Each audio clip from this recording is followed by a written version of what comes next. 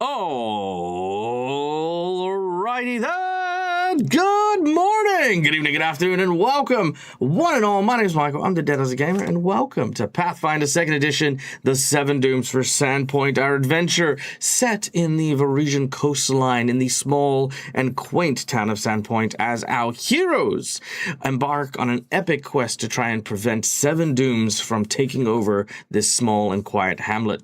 Joining me today are my lovely Patreons who support the channel and keep the lights on here.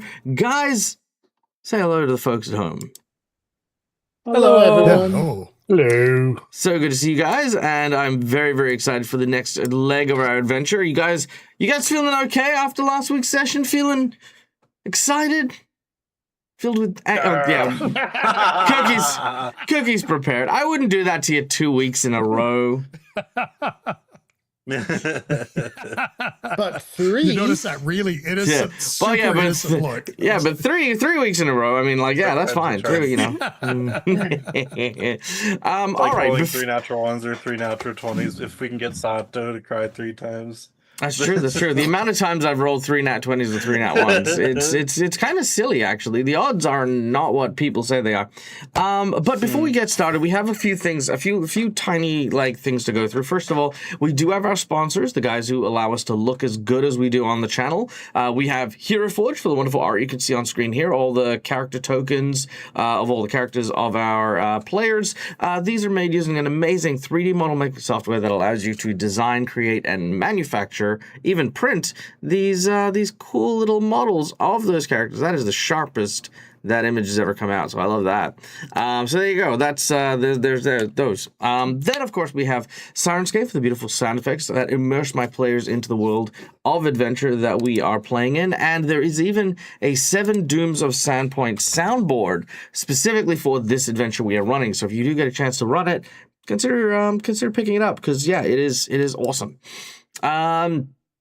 Then, of course, we have our lovely friends over at Fantasy Grounds who create a free VTT for you to be able to utilize, which allows you to do all of your, heavy lifting, all of your calculations, and all of your organization stuff is done, and allows you as a DM to focus on what truly matters, and that is having fun, playing games, doing cool stuff. That is what we do. So yeah, there's that. Now I have a small ad to kind of do, and I'm gonna actually switch over away from my players to say this ad, because in case someone wants to clip it, you can, just cause. So let me just boop over here. All right, it's just me. I'm gonna mute everyone because I know Neil's gonna keep talking. Now, before we get going, I also want to say this. For those of you who don't know the backstory of what Dag's been going through and stuff like that, I was diagnosed a couple of weeks, actually no, it's more than a couple of weeks now, about a month ago, with diabetes, which, sad thing, but something I was expecting and stuff like that. So I've been very precious with things like my sugars and, my cholesterol and a whole bunch of other things, right? Because that's just a smart thing to do. But I wanted to make this video to advertise something that I found that I actually thought was really, really amazing. So there's a YouTuber, TikToker named Call Me Chris. Loved their content. They're absolutely amazing, and they're very, very creative, very, very funny comedian. And through my algorithms was advertised a candy, which obviously, if I'm gonna pick a candy to eat, it has to be something that's gonna, that I'm gonna really, really like and really, really enjoy. So I've been very I've been very cautiously hunting around for really, really good candies and stuff like that.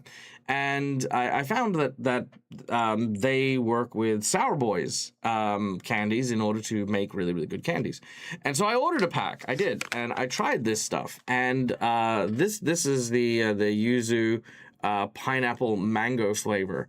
And I just want to tell you guys, because this is how good this is, right? As soon as I opened this, the smell that came out of this thing was better than any other candy I've literally ever put in my mouth. It just, honestly, straight away, it was a higher quality, better candy.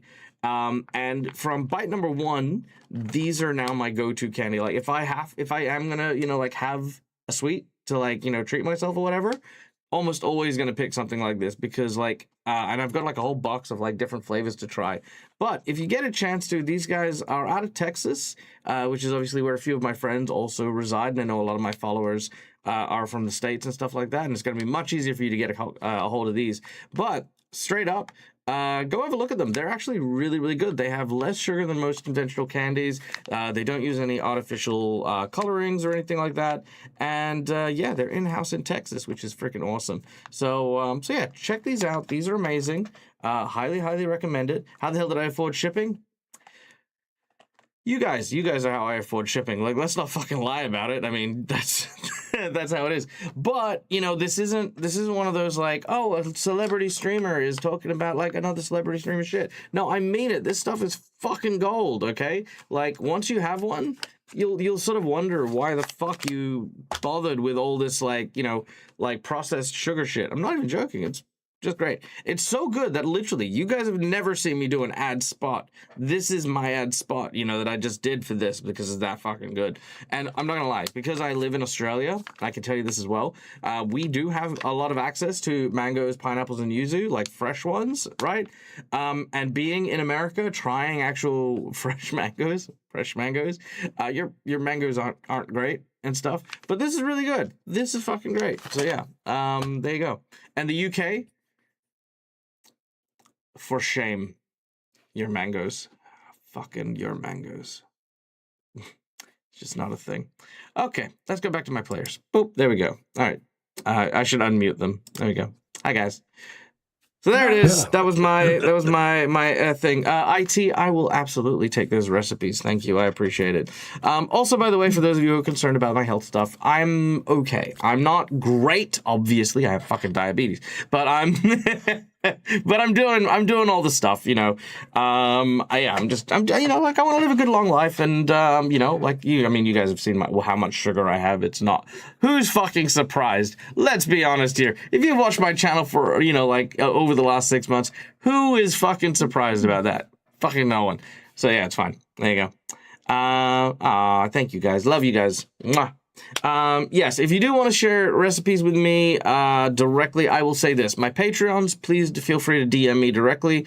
IT, you also have an exception to that. Otherwise, there is a recipe, there's a cookbook channel on our Discord, and rather than just myself, I'm sure everyone and anyone who may be going through the same thing would love those recipes up there as well. So, you know, because you guys know that, you know, cooking and food and stuff like that's a big thing about that I enjoy as well. So, so yeah, I'd love for you guys to share them around, throw out some recipes in the cookbook, and yeah, let everyone enjoy them. Yeah.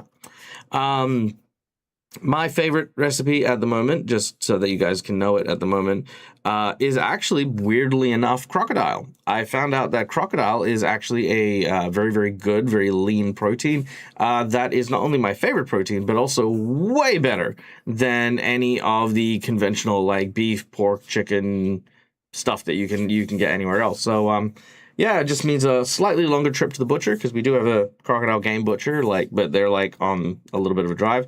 But yeah, that might be my new go-to, getting a whole bunch of crocodile. And then you just stop watching me grow scales turn into like Crocodile Man. You will be the lizard man. Okay, so that's all that. We did the sponsors, we did the things. Let's talk about our players. We have playing the role of Cinderiel, who is a follower of Sanray, the goddess of second chances, healing, and the sun, who has somehow or another come into the possession of a sword possessed by an arson demon who is trying to convince Cinderiel to turn their faith away from healing and second chances into burning all things, preferably evil things, but burning all things nonetheless. Cinderiel is played by the incredible Schoolie. Yes, hello. Hello.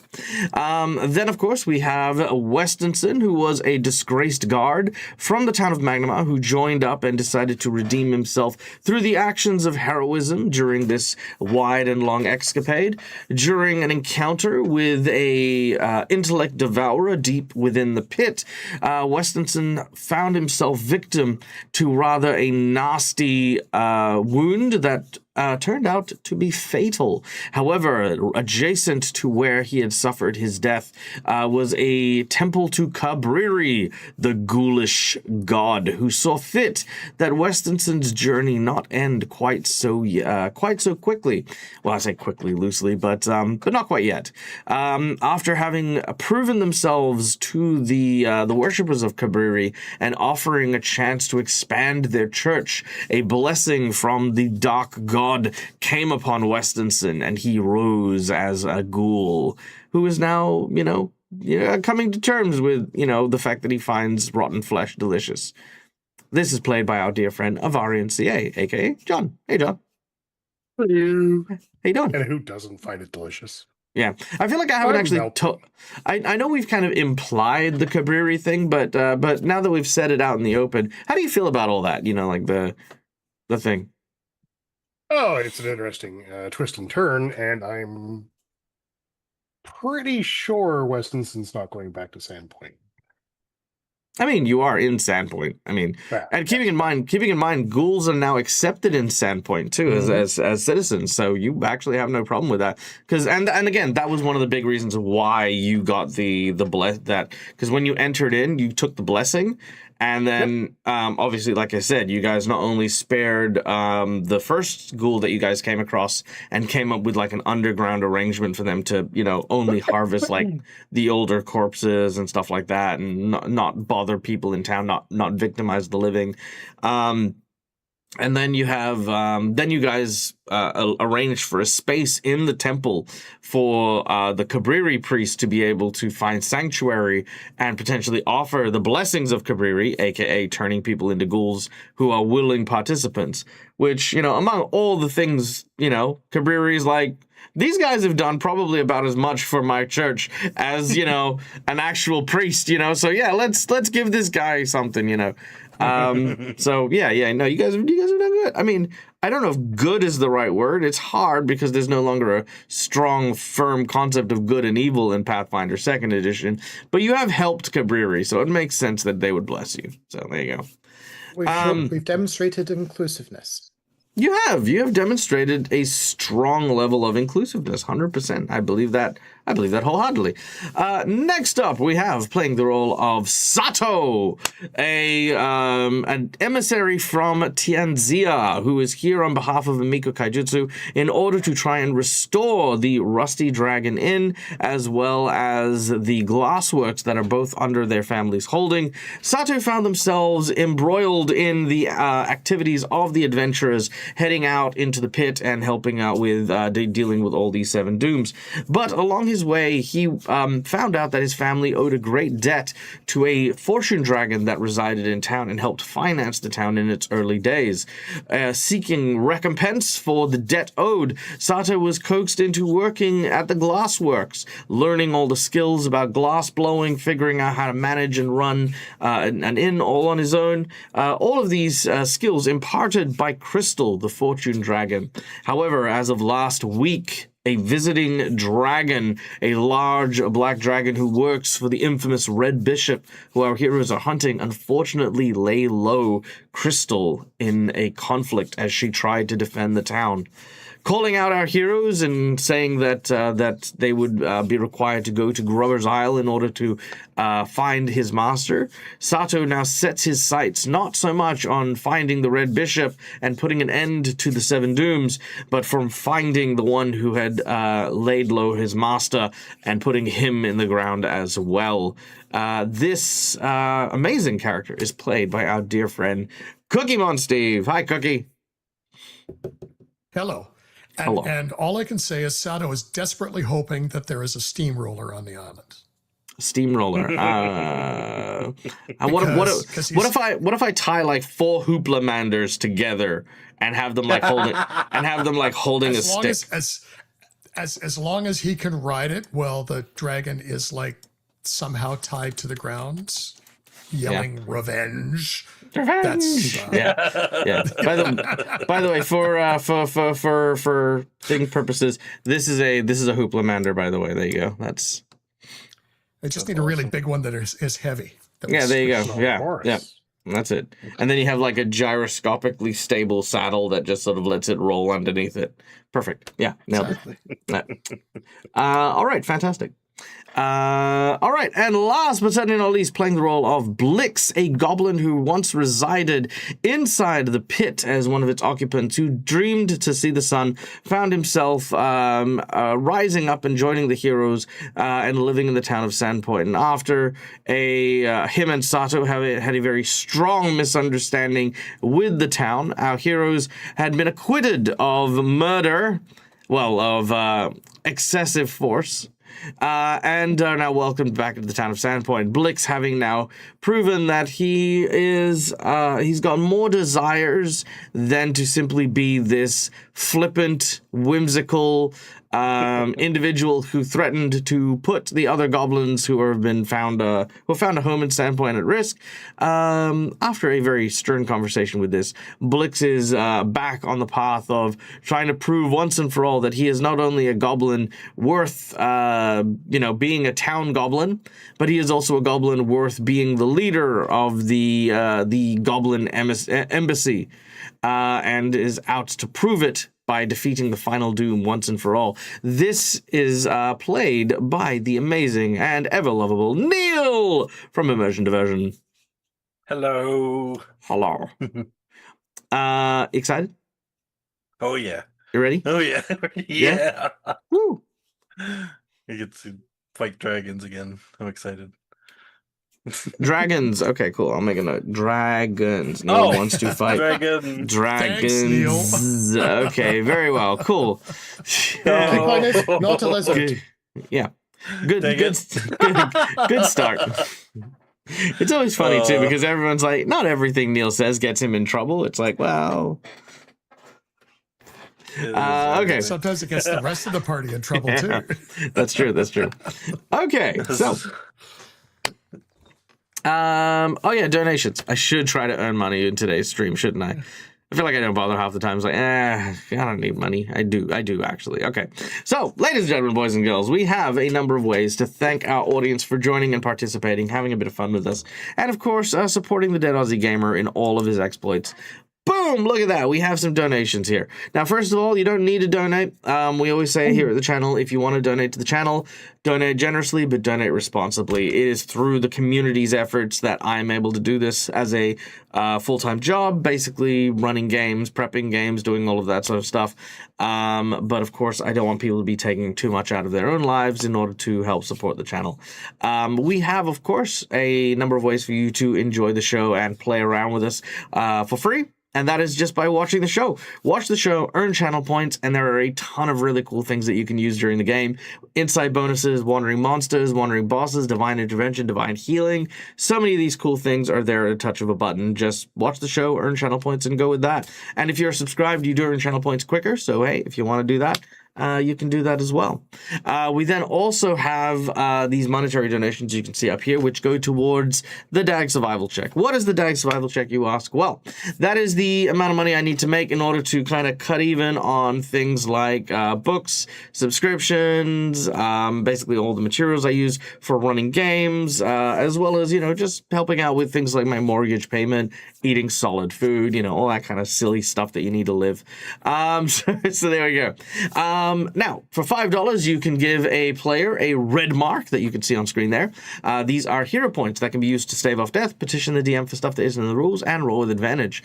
Jinx points are purple marks that can go here. That can be used to counter hero points, make bad guys roll with advantage, and complicate things ever so slightly. For $10, we have two rewards. The first is I would draw from a deck of plot twists. These are story element twists that I would then draw from in order to put forward a narrative change in the adventure based on whatever it is I draw. It's a good way to kind of keep my improv skills up. They're not the easiest thing to do, but they're fun. They're fun to do. The second $10 reward, if you want instead, you can get one of my players to draw from the deck of Harrow cards. These are fortune-telling cards that have a prophecy that our heroes will be able to, at that point, play at any point in time they deem appropriate in order to fulfill or, inverse fulfill the prophecy on that card. So that's kind of like GM powers for the players for a short period of time. So that's a little bit of fun too. Then we have our $20 donation, which is the coveted golden natural 20, because sometimes shit just needs to work, and a nat 20 is how we fucking do it. So there's that as well. For $50, we have a boss buff and magic item. Basically, I will boost up the encounter the group is facing, make something tougher, make the terrain more difficult, add some victims, add some twists and turns, maybe even add phases of combat or whatever. I will do a whole bunch of stuff to make the battle even hotter, and if our heroes manage to overcome the challenge, then they will acquire a magic item, which can be a homebrew item you design. You can ask me to design something, or maybe I'll give them something that's like, stylistically relevant. Whatever the case is, that is our $50 donation. And lastly, we have Bus of Nuns on Fire. Exactly, that's exactly it. Bus of Nuns on Fire, who are praying with dynamite sticks instead of candles. That's how we do. We then have our $100 secret menu item, which for today is going to be nice and simple, and that is going to be. Our heroes are heading over to the Grubber's Hermitage. On the way, they are going to be visited by something and someone. I will allow for our heroes to manifest aid while they are on the island, looking for the Red Bishop. I'll allow them to manifest help, let's just say. I can't tell them much more than that, because it'll spoil everything, because I'm about to go into that scene. So the person that is about to be in this scene, that's the person who our heroes will be able to manifest and help. So yeah, there you go. All right. I think that's pretty much it. So, without any further ado,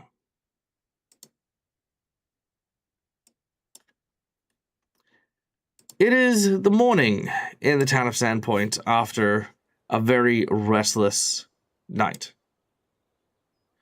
The candlelight vigil was beautiful to send off Crystal. Hard decisions needed to be made about what to do with the body. Or what remained of it, should we say, because it kind of turned into misty stuff. The construction workers were working hard to rebuild the statue. Melting down and cutting apart the pieces, was a little bit tricky because obviously, basically you're butchering a dragon, but it's not really a dragon, but, feels a bit weird when you're working on it. And of course, the town is preparing for perhaps the arrival of this dragon again. You could see that the militia have started mounting roof-bound ballistas. You could see that the dock workers have pulled all the fishing ships in. People are bracing because people are scared. That dragon was terrifying, and the poisoned and polluted spray that it made that leads out of the coast still remains a glaring scar on their coastline. A message to our heroes, but a dire warning to the town. You all need to acquire a ship and make your way to Grubber's Isle. But before then, any business you wish to conclude in the town of Sandpoint, you may do so.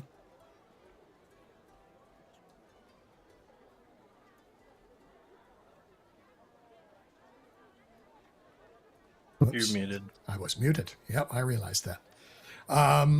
Saddle's going to wander off and find their beekeeper friend with the special bee.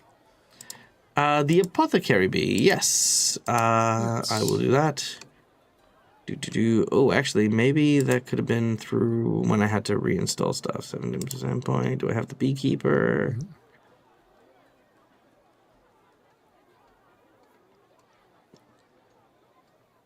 I don't have the beekeeper. Hold on. No.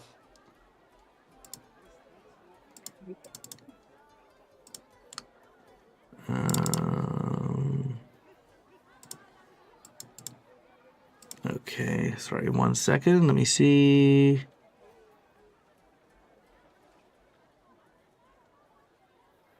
Sorry, bear with me. I will find you, and when I find you, I will kill you. So you're not visiting the beekeeper anymore. Beekeeper. Please tell me I called him the beekeeper.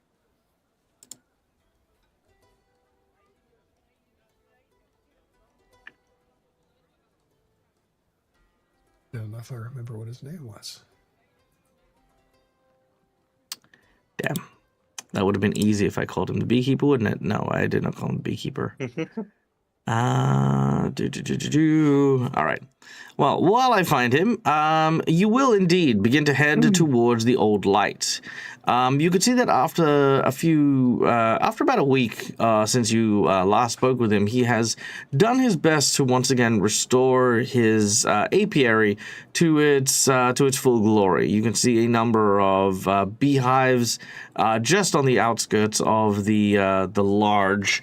You can see that kind of crumbling pike just kind of at the very, very top of the town there on the artwork. Yeah, he's kind of over there-ish with a large number of beehives that he's tending to. As he sees you approach, he stands and welcomes you warmly. And real quick, is everyone going with him? With Sato? Yeah. Yeah, I'll go with. Sandero will probably meet up with him after effectively giving like a last letter to Father Xantus. A letter to be opened just in case. Yeah, that's okay. Let's say that you prepared that in the morning. Like as you've woken up before you met up with the others, you've written your letter. Do you want to tell us what the letter said? No, because it's request only open if we don't come back. Okay, very well.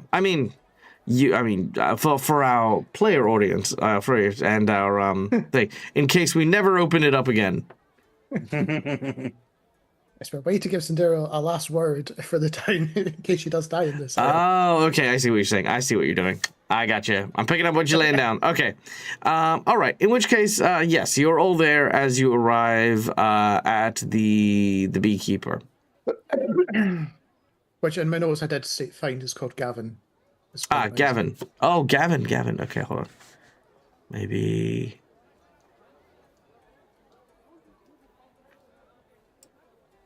Maybe there's a Gavin in the pile. Yes, that's yeah. I actually do have a big folder filled with just Hero Forge models. A B C D E F G. No, I did not call him Gavin. Damn it. Okay, that's fine. Anyway, yes, you find him. You're talking to him. Go. So it's like Gavin Galen was what I have his name. Yeah. Sorry. So Gavin, I guess you heard the news. Yes, sad affair. I didn't realize that the tavern one of the tavern workers was really a dragon. That's quite wild, and the fact that they lived in town so close to everyone. I mean, I don't think I was particularly unkind to her at any point in time, but I didn't really get to know her too well. Part of me sort of wishes I did. She will be missed. Yeah, very much so.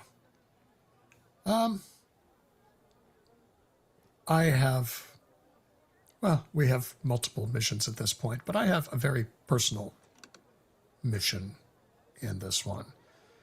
And that black dragon is essentially it. So I'm wondering whether your lovely bee has anything that would be helpful to us in protection against a black dragon. I know very little about black dragons, but if their breath weapon is anything like what was used over the harbor, perhaps you could take this. He hands you what looks to be 12 bottles of a very strange colored elixir. It's strange because it seems to be quite opalescent, changing color depending on where in the light you seem to be holding it. This is a new type of honey that we've created. It's a little bit untested, but in a tight position, it may help you on your quest. These are 3 potions whose level, undisclosed, can reach up to your level +2. And as a GM, I'm just saying that these potions will, you can use these as any kind of potion you would require. If you need a potion of elemental resistance, it provides you that. If you need a potion of fly or water breathing, it'll be that when you drink it. But each of you will get 3 doses of this. Wow. The only restriction is you cannot use unique potions, for example. You can't turn it into a unique or artifact level thing. But yes, other than that, simple potions, easy done. Cool.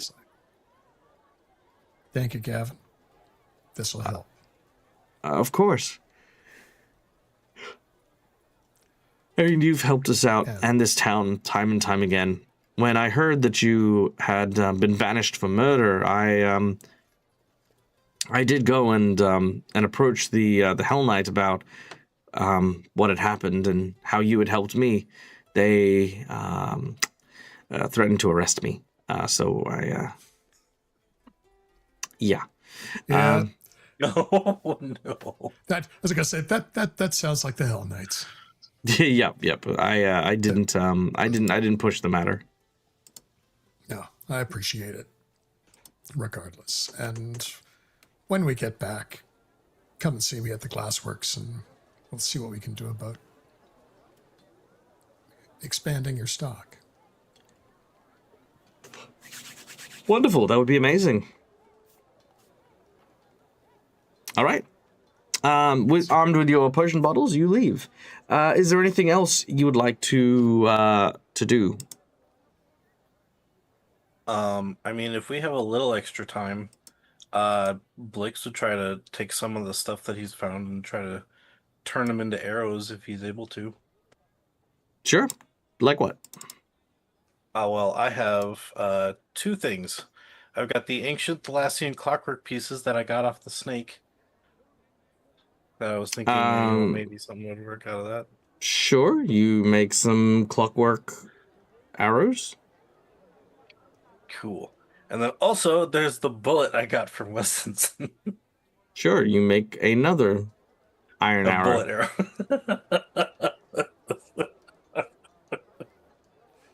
Yay. That's the boomerang. Isn't that the one that's got your name on it? I want to point out, you know that they're just iron, right? There's like no difference to the regular arrows. Okay, cool. Yep, you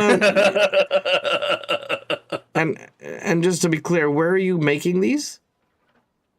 I mean, so like where are you reforging these hunks of metal? Oh, I wasn't. I was gonna like fletch and just tie them to sticks. So you're taking effectively you were taking a bullet and a stick and then just tying it to the end of it, and then you took like a hunk of metal and then you tied it to the end of a stick. Yeah.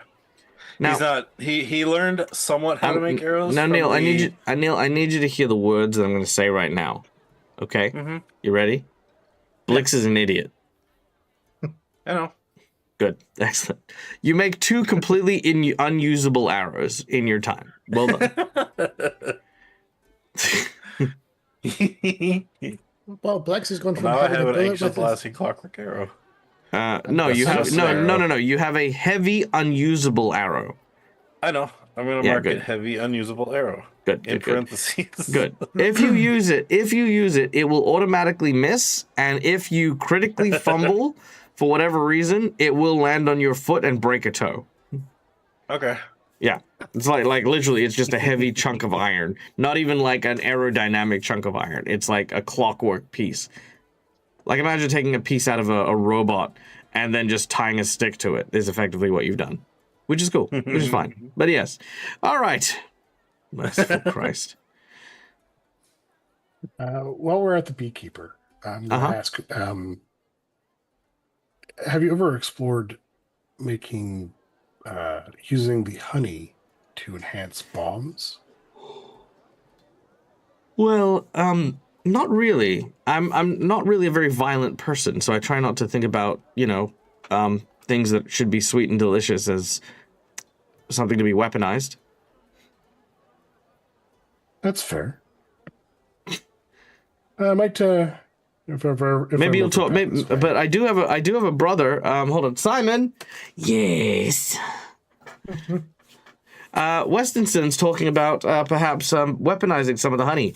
I've been saying that the whole time. We have an army of bees that we can fill with all manner of poisons and toxins. If that dragon came by, we could have sucked our bees on them and he would have been dead before he even realized. Now imagine if we could fill apothecary bees with blasting jelly. They insert the blasting jelly into their bodies and their brains explode. Yeah, Simon was not breastfed. It's a brilliant plan. Is there? I mean, is there something you'd like to discuss with Simon? Yes, discuss things with Simon. Well, we're departing soon, so I'm not sure we'd have time to manufacture anything. But I do have a knack for making potions and augments that augment my shots for my gun. And it'd be interesting to possibly explore that. But I guess perhaps if I come back this way, we can talk about that. Well, because you're probably not going to come back this way anytime soon, I will say this. If you had a skilled glass blower, you could make glass bullets that could potentially be filled with any manner of concoction. What about classic arrows? There's a glass work in town. There is. Sorry. Takes a shoe. He takes a shoe and says, "No, bad goblin. No, bad goblin. This is Westinson's scene. Bad goblin. Bad goblin. We will let our teammates have scenes." Do you want a goblin to test potions on? Maybe. As Neil can make a character. So, yes, he says there is a glasswork in town, and if you speak to the owner or the proprietor, you may be able to acquire glass bullets that potentially could fill any manner of potion or poison. And obviously, with the way I'd imagine it, and this is just me being mechanical, this isn't relevant to the game or anything, is I'd imagine that the actual rear end would still be metal, and you'd have like a very thin shell casing, like kind of around the glass. So there's actually like a glass core. Then when the actual head of the arrow eventually connects and collides and shatters as it normally would, it would actually shatter inside, and then like the sides would then jettison, almost releasing the fluid within. You mean bullet? No, fluid. Then like the middle of the said arrow. You said arrow. Oh, sorry. Yes, bullet. Sorry. Yes. Yeah. Because you got the head of the bullet, the head of the arrow. It's the same thing. Yeah. Blix is infecting everyone. That's because Blix is not shutting up. Okay. That's a very interesting idea. I may have some sway with the current owner of the glass blower. Very well. Now, because Blix is going to take a while to attach these, Sato, if you do want to make a craft check to try and craft Westinson some glass bullets, you may do so. Sure. Can I assist? Yeah, sure, of course. I have a master's in crafting. Mm-hmm. Good, because I'm only an expert. I still only rolled a 27. Yeah, I mean, look, between the two of you, you managed to create 10. Let's call them alchemical bullets. This means they need nothing special in order for you to load any type of fluid inside of them. This can be poison. This can be, obviously the potions that you've just acquired. If you wanted to as well, I would say that you could put holy water, you know what I mean? Like literally anything you could arguably put in the receptacle you can put in. Okay. And the last thing I'm going to do before we leave Sandpoint Mhm. is I'm going to go to the church. Okay. Heading over to the Church of Sandpoint, there is obviously a large group of people here. You can actually see there's a bit of a buzz going on. Many people are just kind of like looky-looing, mostly because there is now a couple of ghouls in the church as well. And they're just like, did you hear there's ghouls in the church? Ghouls in the church? We should go look. We should go and have a look. There's a ghoul over there. There's a ghoul over there. Is it going to attack someone? Is it going to attack someone? No, they look like they're praying. Praying to what? I don't know. Some sort of leg. Whose leg? I don't know. Where did they get the leg? Oh my god. Yeah, they're basically, yeah. Yep. I'm going to. I suppose the monk isn't there anymore, so I guess Father Xantus would be the next one that Westonson would trust. All right. Father Xantus is, of course, readily available. Westonson, what a pleasant surprise! I heard that you were setting out with Cinderio. Shortly, but a couple of things have come into my possession that might need that best not be found by people. I And see. I fear if I leave them at my workshop, they might, and I don't come back. I'll hand over the staff of the Praetor and the orb of Azathoth to him.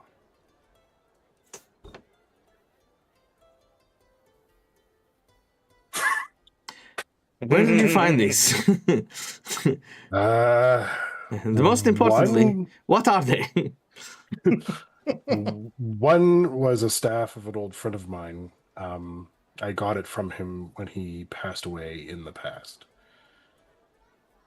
The other one was, that's the staff.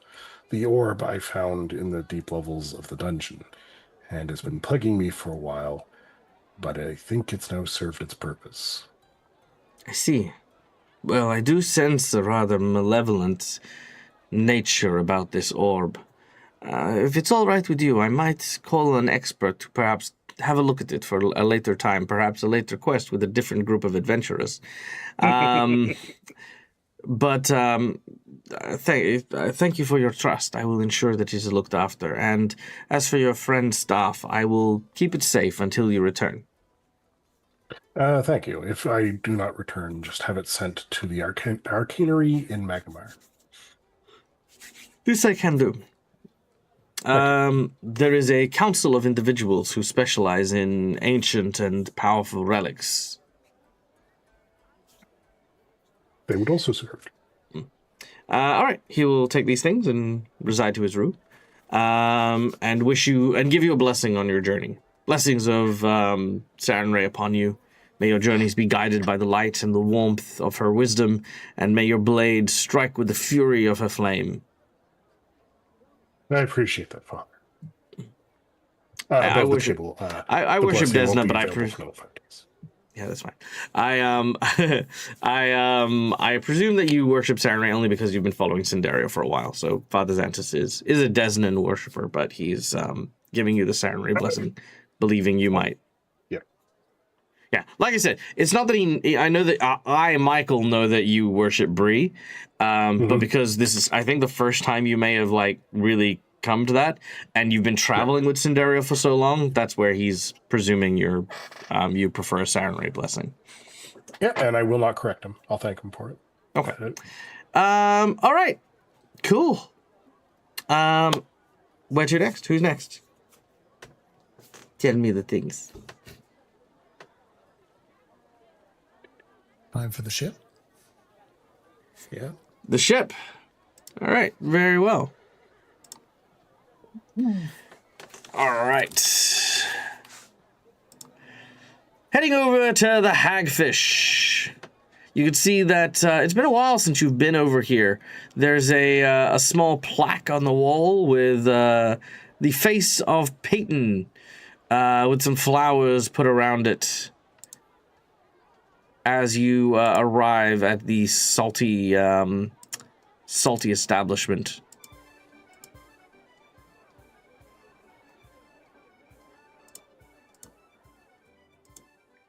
I will find the corner that drunkards pass out in and I'll dig my friend out of it. Arr, blast your eyes and your hide and your left toe, you fuck. Oh, Westonson. Westonson, is that you? Oh, you're a sight for sore eye. I lean down, put my hand on his shoulder, like, old friend, I'm very sorry to do this to you. And I'm going to use my tattoo. The bosun's tattoo. Mm-hmm. Which immediately sobers both myself and the people I'm currently touching. As your tattoo begins to glow and illuminate, all of a sudden his mind clears and he goes, oh my God, what have you done to me? The horror, the horror of sobriety. Oh God, I feel like I'm not gonna be sick. I'm not gonna be sick. Could take a while, guys. Just let him write it out. Son of a bitch. Oh, it's been a long time since Grand Log has been without his grog. Oh, blast you. What do you want that you had to go and wake me from my stupor? Nick's gonna whisper to him, and Ariel will be like, is this what dwarves are like when they're not drunk? We need passage to an island. You have a boat. And I need you sober enough to go there and not run afoul of a dragon. A dragon, you say? I thought you'd purge the alcohol from your system, but clearly your brain still be stuck pickled. You expect me to drive a boat straight into a dragon's nest, do you? I don't know if you realized, but I have no eye, and both my legs have been chopped off. And you expect me to go and take your sorry arse across the sea to a dragon? How's that now? Well, I don't think it's across the sea, perchance. But let's put it this way. Take us there, see us safely to the shore, and all past transgressions and debts are forgiven. What debts? I didn't tell you shite. Oh, really? Aye, that's right, I don't. Because, when all that shazmozzle came up with you and yours, doing all this murdering and whatnots that you were down in this pit with your gallivanting and things. I was the one what walked up to the Hell Knight, looked her straight in the eye and said, look at you, the state here, you fuck. You banished my friend's friend, and I won't stand by it. And if you don't let them back into town, quick, smart, and in a hurry, I'm going to put my boot so far up your arse you'll be coughing splinters for a week. And then she said she'd arrest me, but I still tried, and I did my thing. And so as far as I'm concerned, you and I are about as square as the dice that are definitely not loaded in the back of my pants. He's a whole different person. The docks at Southmere. Fuck you. You said you'd never bring that up again.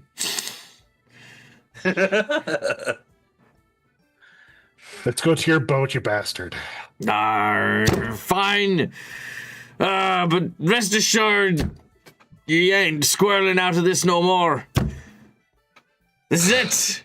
Done. Finito. No more favors. Agreed.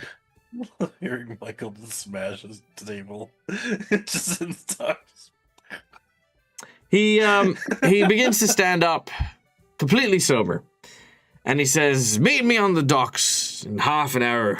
I'll have my ship ready for you. We'll see you there. All right, he'll head off and get ready.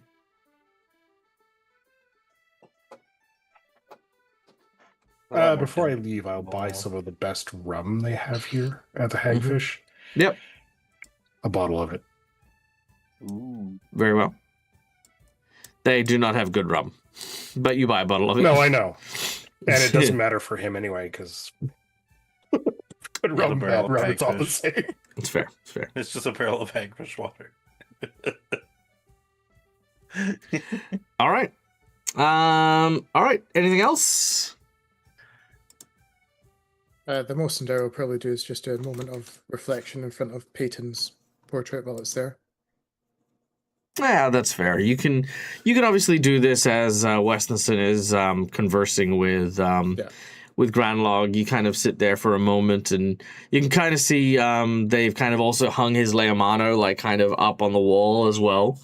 And there's a sign that says Peyton didn't come in for a shift one day, was never seen again. It's both it's both a memory but also a dire warning to the new staff. Like if you skip out on a shift, you'll get killed. I was waiting for the subtext. This is the weapon we used to hunt you if you skip. Yeah. All right. Well, over the next half an hour, you get your affairs in order, you grab your belongings, all the things that you need, and you make your way to the docks, where in which you see a small sloop that could probably be manned by about 4 people, being ridden by Granlog Irongrog. He has saved up a little bit since his time in Sandpoint and procured himself this nice vessel, and is willing to take you. He says he asks you for the bearing, and when you point out the trail of glowing pollution, he once again brings up his reservations in a very loud and boisterous fashion, but nonetheless will agree and continue to sail. As our heroes watch behind them, as the town of Sandpoint disappears against the horizon, the cutting waves and the winds of the ocean, now kind of the only things left. As you make your way towards the Grubber's Isle, you reflect each on the thing that you would potentially miss most as you leave Sandpoint. I'm going to give you guys a moment to tell this to the audience. I need to go and grab myself a drink. So, starting with Cinderio, what are you thinking of as you see Sandpoint leaving behind? For Cinderella, she's more thinking about the everyday life that everyone in the city tries to live. Sometimes not very successfully, obviously. Because, especially with her destroyed past, effectively, because of living through the unpleasantness at the time. It was something that she never had, and her parting thoughts away from town is more that whatever happens on this isle means that the kids in Sandpoint could eventually live happier lives as all of the conflicts fade into the history annals. At least that's her ongoing wish. Westonson reflects on the changes that have gone on, people that he's met. The fact that he now has concern for people, which he really hadn't had in the past. First time in a long time he's at a place which he would potentially call home. And then spares a moment to worry about Evander and Shalelu.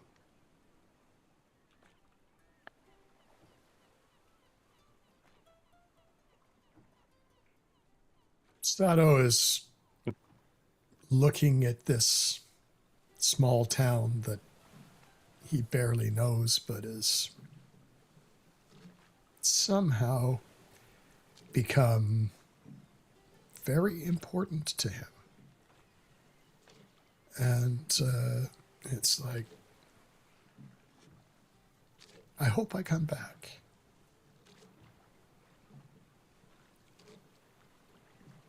But if I don't, neither will that dragon. Blix takes a second as he looks out at the town, and he thinks about his time in the pit. He thinks about his the dark corners of the pit that he had his training in with Grimlock? What? No, not that guy. What's his name? I have it. Sorry. Gurlong. Um, he thinks if they can make it into the MBC, then I can at least make myself better to try and be the goblin I say I want to be. I'm going to be the leader, but I also want to try whatever foods I hadn't had a chance to try at the time also.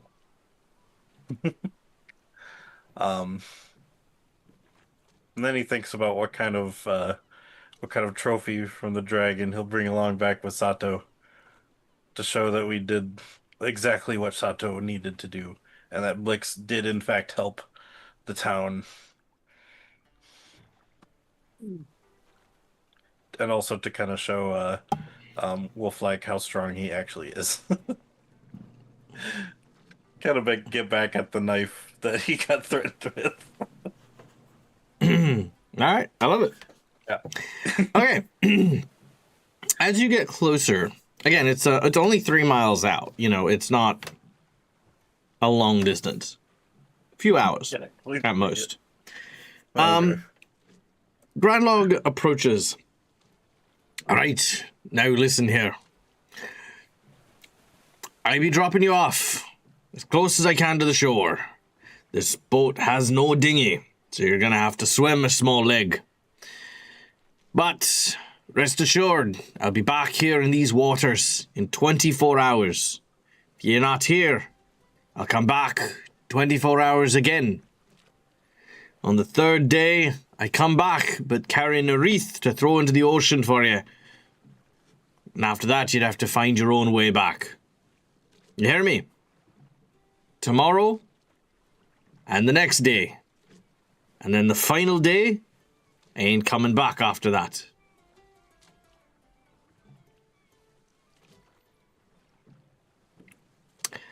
I've heard many rumors about this island. A whole mess of folk what gone missing. Disappeared without a trace. I've brought you to the outskirts, as you can see on the map that I will now share with you. He will bring you pretty much just off the shore for the docks to K. You can kind of see it's probably about a maybe 50-foot swim to get to the shore. So he's brought you pretty close. No swim checks needed. Just that's where it is. All right. Just we get wet. Yeah. All right. Good luck to you. Let's go. All right. Thank you. And Blix will run off to the side and jump into the water. No, not that side. That's the reef. Oh, no. Oh, son of a bitch. No. Oh, God. No, there's no reef. You jump overboard and begin swimming. Yeah. As you pull yourself out of the water, you find yourself in the abandoned village.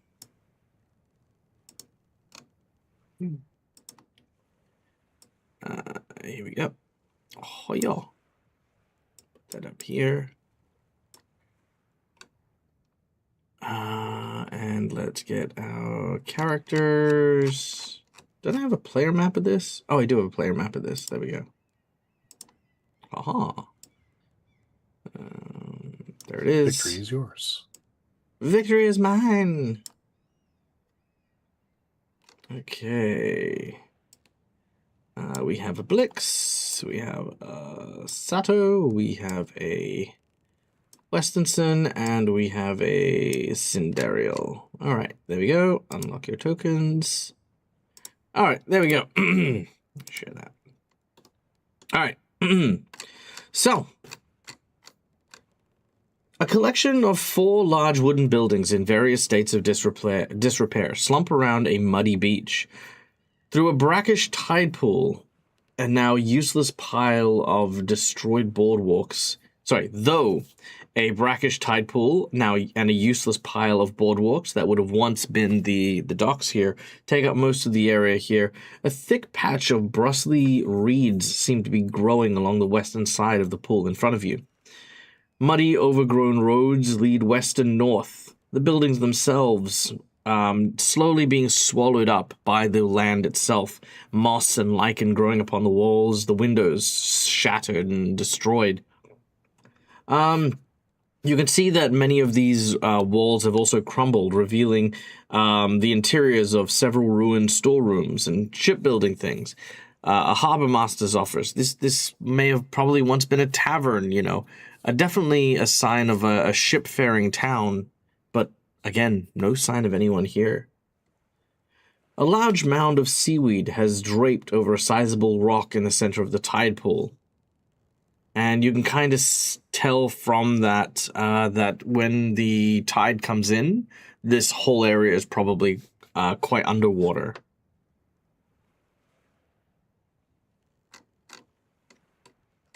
Well, the we might buildings as well on take a look. stilts? Oh, The buildings are not on stilts, no. Again, So that they get, it's been a long time. yeah, so it's been a while. Yeah. Yeah, Okay. it's been a long time.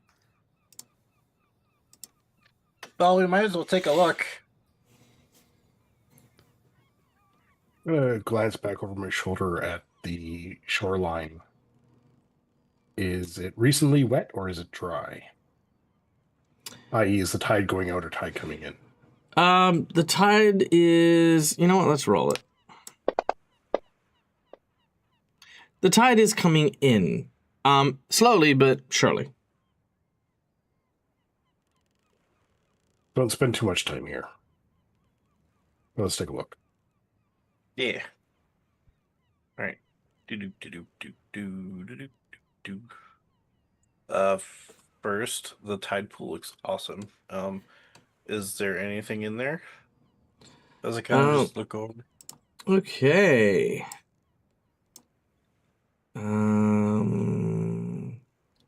Make a perception check. Yeah. I'm also assuming we would have full healed before we got here. Oh, yes, of course. There you go. So you got a 37. All right. As you look upon the waters, 37A. Okay, sorry, I just need to pull these up here.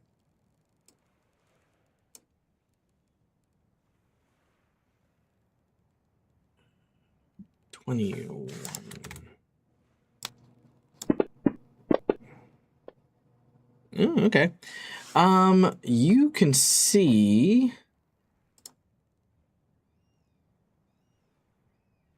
that there's something in the water. In addition, you hear snoring coming from this building, and this building. As you take a closer look at the water, something beneath it sort of shimmers. You see a treasure chest in the water. But also a massive winged frog seems to kind of be nestled with the chest sort of between it. Guys. As you say that quite loudly, roll me a percentage.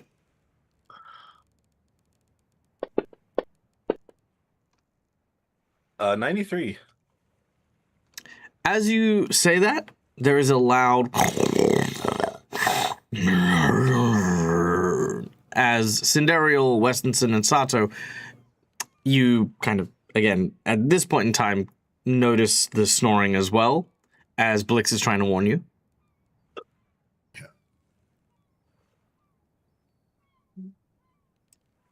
It's like a little quieter than Blix is just basically going to, signal something in the building. Mm-hmm. I'll just kind of point to the buildings too. That I hear things came from. I'm going to make my way to the group slowly. Okay, make a stealth And- check.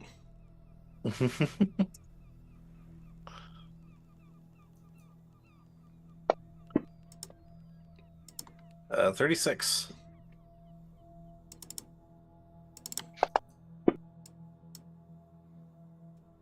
Oh, Okay. dang it. You start to make your way towards the group.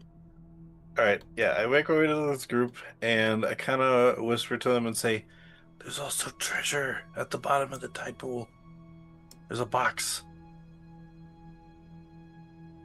So, I mean, we're not could- here for treasure. right. I know, I just thought I'd point it out. Pointed it out.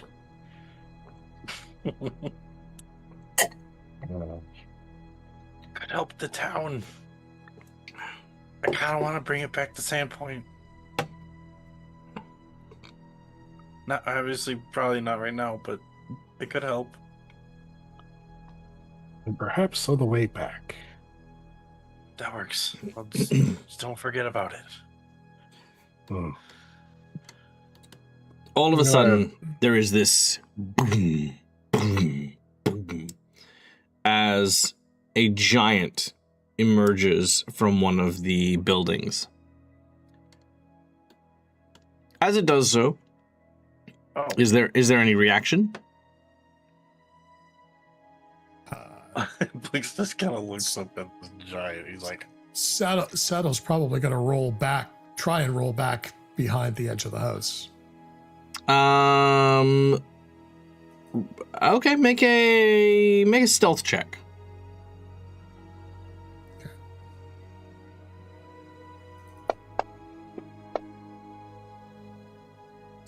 Sure. You slip back there. Let's see how the giant does. It's fine. So.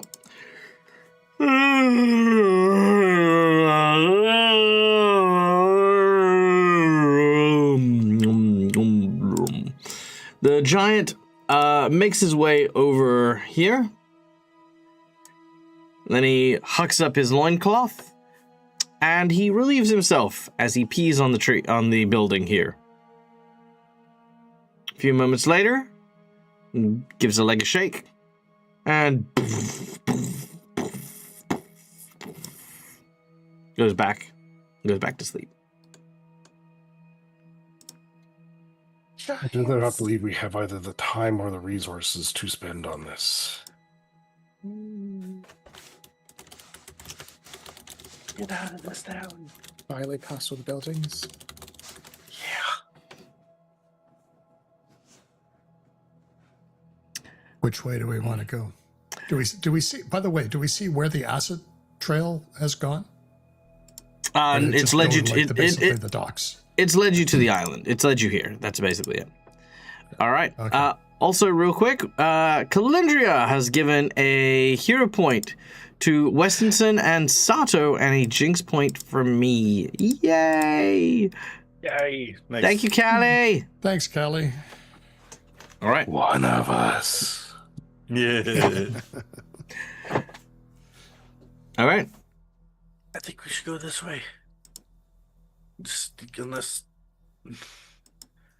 Actually, when we approached this village, could we tell if there was like, when we arrived on the beach, could we tell if there was like a I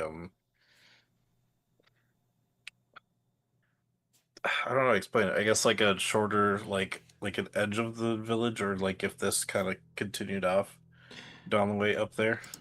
So this is the full village over here, as well as the other structures you can see here. There's a pathway leading to the north and a pathway leading to the west. The west doesn't seem to go anywhere in particular. The north, however, seems to lead towards either the northwest, where there appears to be some sort of large building of some kind, and to the northeast, where there's a large building and a small building.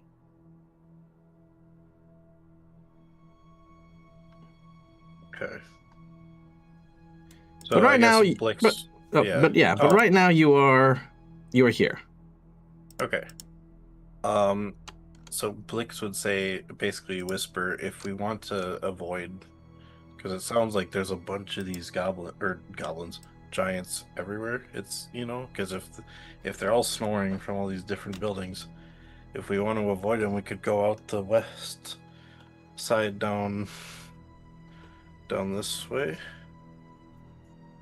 I don't think it matters. We just need to get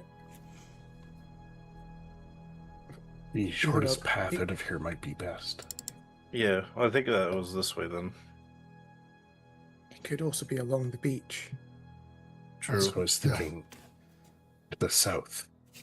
Rather than tempt fate by walking through the village, let's go to the south of the village. Okay. I'm not going to start as quietly as I can moving in that direction. All right. Yeah, so Everyone can make a stealth check. Yeah.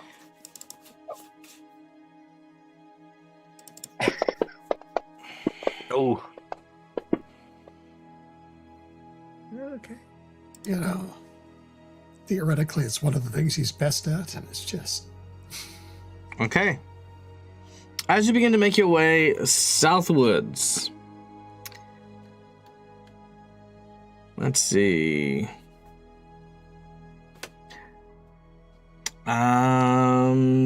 Sato, I need you to move up as well. There you go. Thank you.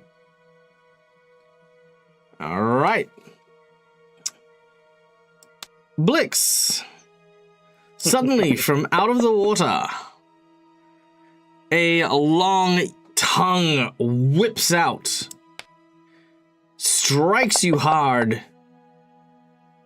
and it drags you into the water. Now here's the terrifying bit.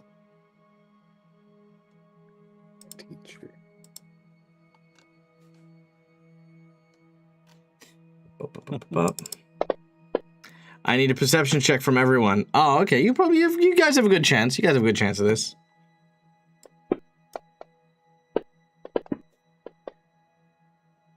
Yeah, easy done. You all notice as Blix is grabbed and very quickly is now underwater. And we're going to go into initiative here.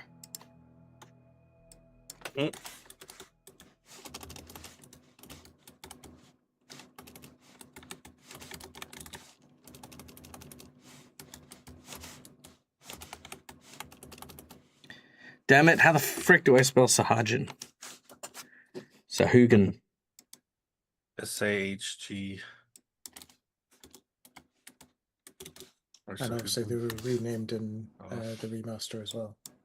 Yes. But I just need the sound effects for...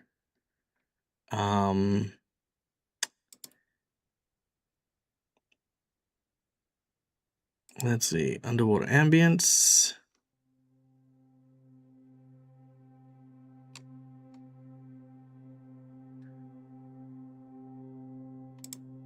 Battle music.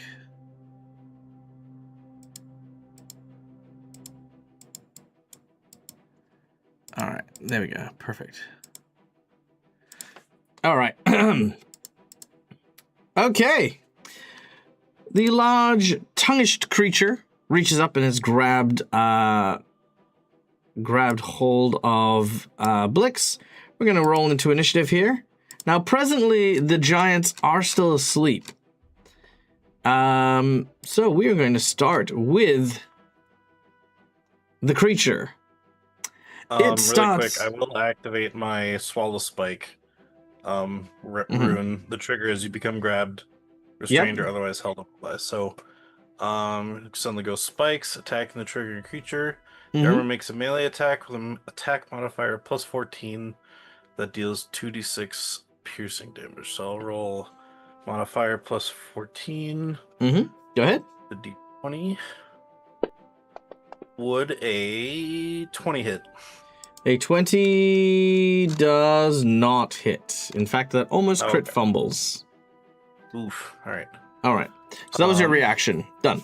Now, on its turn, it is going to place you into its jaws and, well, I mean, quite simply, swallow you whole. It actually wasn't a reaction. It just happens when I get grabbed. Very well. All right. So that is a critical strike on that. So here's the bite damage. Wow. That was sizable. Oof. With a subsequent athletics check. Which it is indeed going to swallow you. But Now, you are suffocating, but this is now because you were like not suffocating before, you took the damage. So that's 1 added to your suffocation.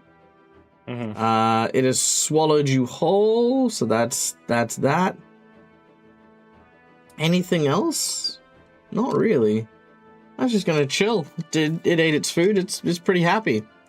So you need to roll your percentage to see if you get a crit effect. Oh yeah, I gotta do that too. Hold on 1 second. So I'm just gonna add in.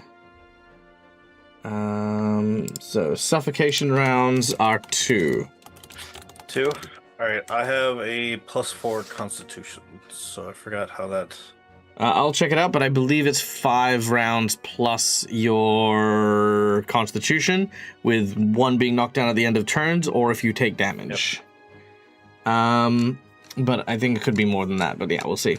All right, the frog is now happy. The frog was so swift, the giants, none of them have awoken, really. Blix, we will go to you. So 1 round at the start, you'll go to Suffocation 3. Yep. Let's see. The rest of this says, so now that I'm being held immobilized as described in the rune's other activation, the effect is your armor attacks the creature immobilizing you. The armor makes a melee attack against the creature. This is an action to do, so. Sure. The armor makes a melee attack against the creature as described in the rune's other activation also. And it actually does slightly more damage if I'm being swallowed. You are being swallowed. Oh, you have been swallowed, should I say. Right. Okay, so let's try this again. +14. As I'm basically trying to get it to let me go and get me out of here. Will a... That's another 20. Nope. Dang it. Well, weirdly enough, if you've ever seen frogs actually eating and stuff like that, frogs actually have quite a resilient internal organ system. Can deal with stings, bites, spikes. They can swallow a lot of stuff pretty comfortably. Yeah. Okay, in which case, can I just use my last action to just try and slip out? Sorry, last action? Sorry, I guess I have 2 actions left. No, I just wasn't sure if that was 1 action or 2 to use your ability. Oh yeah, the swallow spike rune is 1. Yeah, so you got 2 actions. Action. Okay, so yeah, I guess with my last, if I use the rune spike armor, it's not because it's not saying it's my attack; it's the armor's attack. Would it still be at its +14, or would No, it still take minus no. 5? It would, yeah, because basically anything that's a strike action gives you that penalty. And because you're the one instigating it, even if it's your armor, that's like saying, I swing my sword, but my sword's the one doing the damage. Yeah. Okay, I just wanted to make sure. No, it's fine. It's fine. Yes, it is, by the way, it is... The rune made it sound like the swallow spike has a mind of its own when it first activates. Does not have a mind of its own. Because you have to activate it based on the trigger. You can hold your breath for a number of rounds equal to 5 plus your Constitution modifier. Reduce the air by 1 at the end of each of your turns, or by 2 if you've attacked or cast any spells. You lose 1 round worth of air each time you are critically hit or critically fail a save. If you speak, you lose all your remaining air. So you did get critically hit, so that is going to reduce it by 1. You started with the 1 for, well, actually, no, there wouldn't be the 1 for the start. So You're on 2 because you ended with that, but you've lost 1 because you attacked. Yeah, this turn. And it doesn't matter how many times you attack this turn, you lose 1. So you're at 3 presently. Okay. Yeah. I wasn't sure if it, because all it says for the activate, it just says It's a strike. It's an attack. Anyway, carry on. Oh, okay. Yeah. Look, Neil. All right. No, I And, know. and this is a good overarching rule in general. If you are the instigator, if you have to make a decision as a player to do something, it's your action. You know what I mean? Yeah. Yeah. Okay. Cool. In which case, I believe my friends saw me fly in here. I'm gonna I'm gonna trust them and hope that they can get me out. I'm just gonna sit here for a bit. All right, so 2 actions, just chill. Not a problem. Westonson. Well, that was surprisingly that was surprisingly violent. What just happened, but also incredibly terrifying. How quickly it was. Like literally, just the tongue went, snatched him up. Also, that damage, by the way, comes from the crushing and digesting that's happening, so that's still going. Yep. All right. But you have another 6 rounds remaining before we go to the next phase of suffocation. Or 6 things, if you know what I mean. Yeah. Plus side, you can't take critical hits while you're being digested. Yay. Okay, Westonson.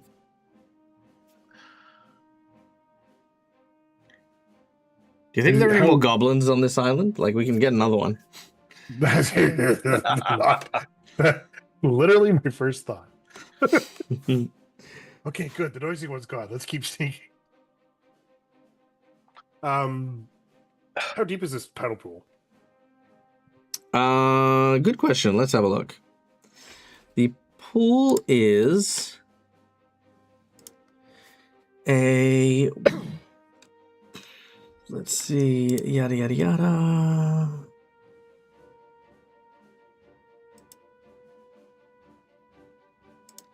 It's got to be deep enough for what looks to be a huge creature.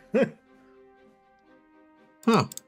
That's weird. It says it's only 5 foot deep, so... Yeah. Yeah. Oh, but no, that's when the tide is out, it's 5 foot deep. When the tide is in, which it's coming in, as we mentioned before, it can go up to 20 foot. Wow. Oh, that's because it's above the buildings and stuff. Let's say it's about like 10 foot down. You know what I mean? So I'll say that the creature is like down in it, but like kind of, you know, like it's flat out. It's not like jutting out of the water, but you can pretty much see it. You can aim it through its back from the surface. It was sitting in the silt. Yeah. That's yeah. I'm gonna dug itself out. Mm-hmm. So it's and Blix are in there, and Blix is in it. It's in the water. Blix is inside the creature, who is in the water. I'm gonna reach into my bandolier, pull out a bottled lightning, kind of shake it a bit, pop the cork, and lob it into the tidal pool. Sure. And electrify the toilet. So this is going to do the splash damage to the frog. Yep. All right. Yeah, just roll your damage. It's not really going to resist it. If it's just doing the splash damage, then it just does 2 lightning. But I'm hoping to rile it and get it out. Ooh. Okay. Make an intimidate check.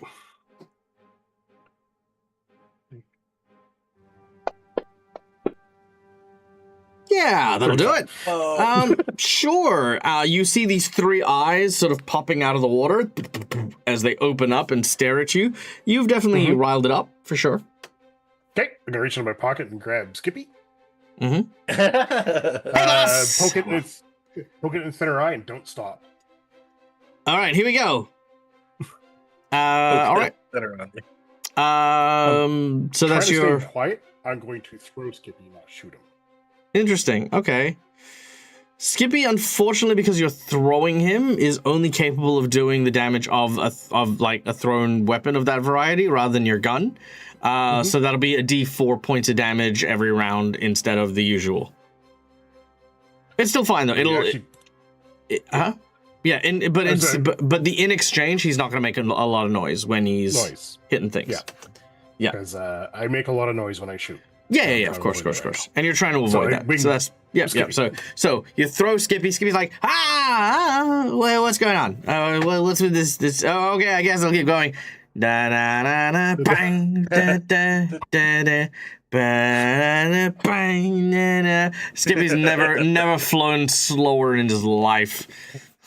Bang, bang, I got a need for speed. Then I'm going to use. Roll a d4 damage, by the way.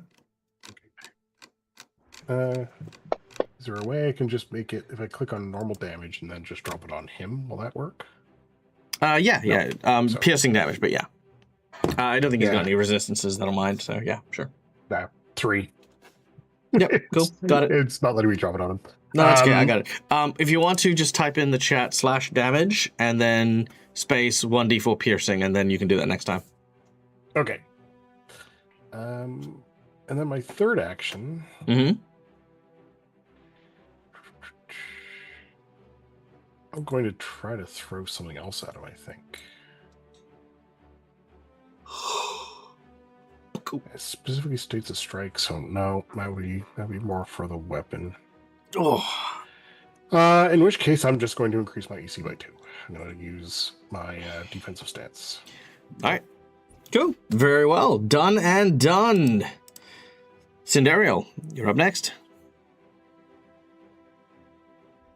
Okay, so knowing the fact we want to try and do this quietly so we don't get swarmed. Mm-hmm. Now, Sandero does not have subtle spell. Because I'll say cleric. Sure. Would it be permissible to use the first action to do a stealth roll to try to minimize the noise of casting a spell? Well, traditionally, that would require a feat. But given that you're sacrificing an extra action to use that as a stealth thing, I will allow you to cast a spell, but you still need to make that stealth check. Yeah. That's kind of what I was going for. Yeah. All right. So I'll do the stealth roll first, just because I'm not exactly well trained.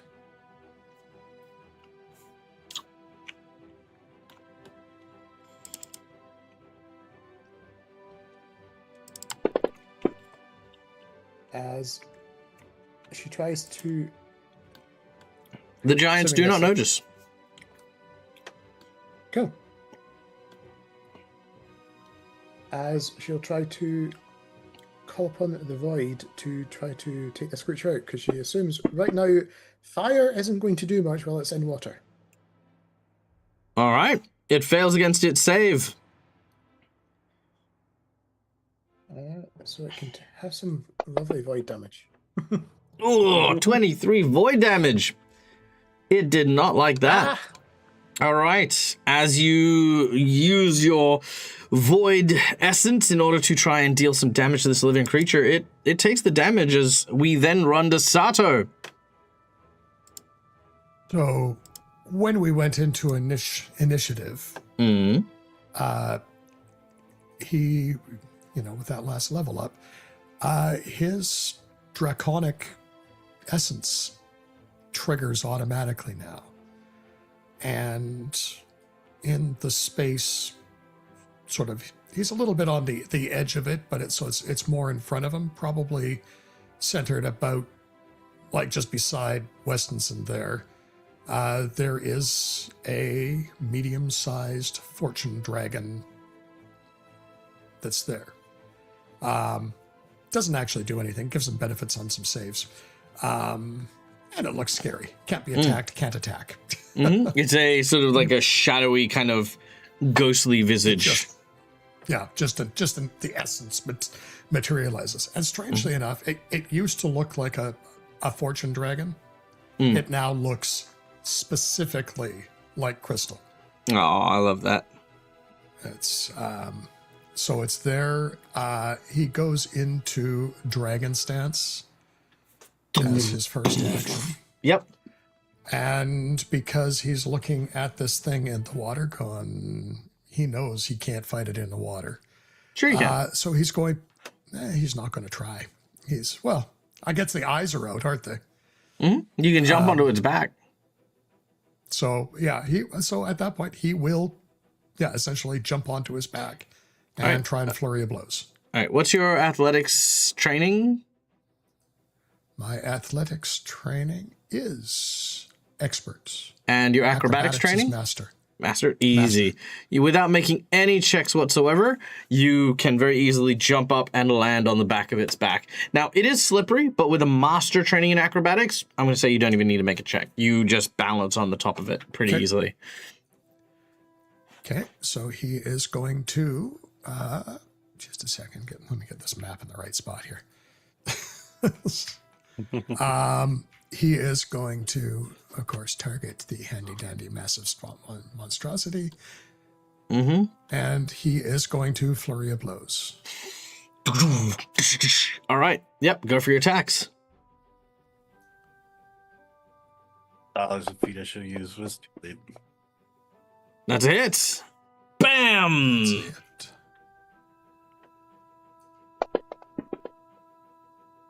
Oof, very nice. And second hit. Start. Bam! Second hit.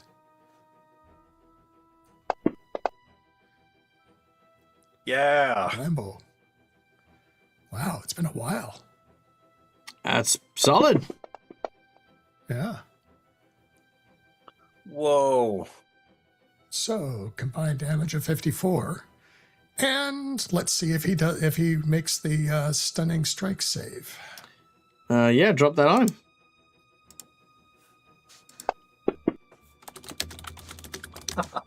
Oh, a crit failure. That is as good as it gets, which All right. means it is stunned 3. I'll just drop that on him. It'll lose its Dang. turn. Love that.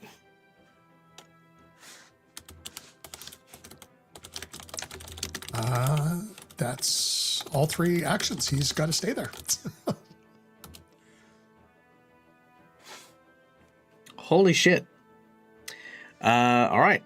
Well, yeah, it'll do nothing on its turn. It'll sit there and wobble. So stunned 3, done. Cool, just chills. Now, real quick, I just want to share this bit of Australian fact that I was just emailed. That there is a spider in Queensland that is crowned the fastest spider in the world with a top speed of almost 13 kilometers per hour.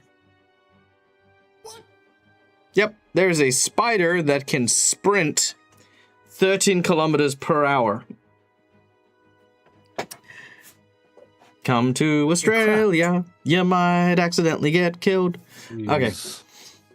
So, all right, well, I mean, shit, I wish there was something I could do, but there isn't. I'm just going to continue to digest Blix and stand there like a goober. Blix, we then go to you. You are inside its belly. All right. Your suffocation will go up by 1 at the end of the round. Yep. I am going to try and make an escape attempt. How would you And like I to can do so with it. How would you like to do this? I'm gonna try and just wiggle my way out. I have slippery prey, so I'm hoping that I can just kind of push myself out with my feet. Sure, as I sure. Kind of grip the leg. Okay, so I for also have quick swallow- squeeze, if that matters at all. So let's find out. So, under the rules of swallowing a creature whole, you do have an escape DC here. Also, hey, Phoenix! Good to see you, mate. How are you? Hope you're doing well, my friend. Okay, here we go. If you escape, the ability is grapple. Yada, yada, yada. You exit through the mouth. Blah, blah, blah, blah. Okay, cool, yep. So, yeah, you're going to try and crawl out of the mouth. Choose a creature hazards. You got the DC. Athletics check. yeah. Yep. You can attempt an acrobatics instead of an athletics, or you can use an attack modifier if you wish to attack. But I think that's another rule here. All right. Yeah. Cool. Go for it. Come on. Ooh, 37. 37. Your DC is 33. Ooh. Let's jinx point that. Ah. Keep to the drama here. Okay. Let's keep the drama going. Dang it. 26. All right. 26. That is a failure. Okay. All right. All right. 2 more I actions. would like to. I'll try one more time at least. Sure. I only have a -3 because I'm a master in athletics. No. There's no penalty because this is not because escape, I believe, is not a strike. No. Oh, it is an attack action. Sorry, my apologies. It is. Yeah. So instead of the -5, I have a -3. So should I just? Assuming rolling it from here. So roll it off your base and then use modifier -3. That's all. Yep. Okay. Cool. All kicks off tomorrow. Ooh, love that. New stories, new adventures. Please go check out Phoenix Iwaki's channel and all the cool stuff that he's up to. Because yeah, new adventures are always hype. All right, Blix, 35. you do manage to break free. Freedom! You're still underwater though. Oh, dang it! And then I'll use my last action to swim up out of the water. All right, make a athletics check. This should be pretty easy for you, I think. And this is normal because it's not like an attack, or Yeah, swim's just a movement. okay. Natural 20 for 39. Nice. All right, you break out of the water and you take your deep breath of air as you emerge. All right, very nice. No, sir. Get back here. Oh, I Fucking don't get cheeky out of the water. motherfucker. You are out of the water. I don't get my movement of 30 No, feet. you get 10 foot up, and then you get, at half speed, you move up 20 foot, and then you can move like 10 foot across, which is like here. All right. Westonson, you're up. Should grab swift quick swim. No, that's fine. Okay, so Blix just Yeah, climbed out of notice its how mouth. that now that Blix has had to deal with any kind of water, the next time he levels up, all he's going to do is get a million abilities to suddenly master water working. Good thing we're Crazy. not leveling up anymore. I never said you're not leveling We're up. already. Well, I have to we're go down already and the visit max level. Blix in the water forge. It's a level up. I mean, you didn't have to level up. That's fine. All right. Westonson, you're up. So since Blix just climbed out of its mouth, is its mouth open? I mean, no. Okay. If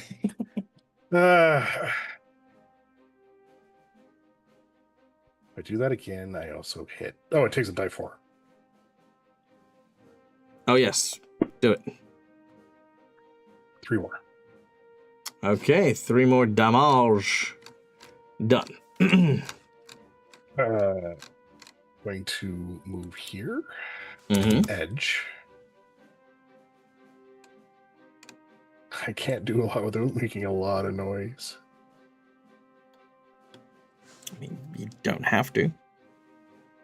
I know. I'm just trying to think and see if there's anything that I might be able to do. I more mean all things considered in terms of what your goals are. You can keep fighting this thing if you like. Yeah, I'm thinking not. For the treasure. Yeah. I'm gonna run Smack Blix. now that Blix is out. I'm Mhm. not gonna yell. I'm gonna say, well, now that Blix is out, I gesture to move to the south. And that's what I'm gonna do. All right, cool. Moving out. All right, Cindereal.